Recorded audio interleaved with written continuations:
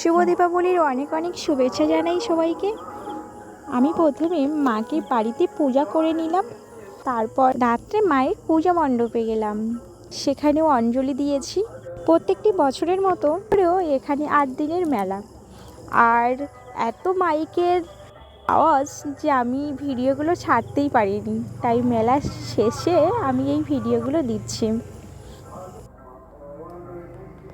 মাকে প্রসাদ দিলাম আর ধূপ দীপ জেলে মাকে বরণ করলাম। এই রকম বাতি এই প্রথমবারই এনেছি। ভাই আর আমি দুজনেই মায়ের কাছে বাতি জ্বেলে দিলাম।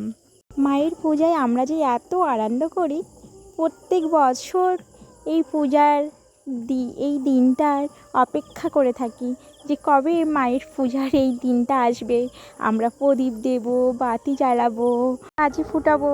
বছরও এইভাবে আমরা খুব মজা করলাম।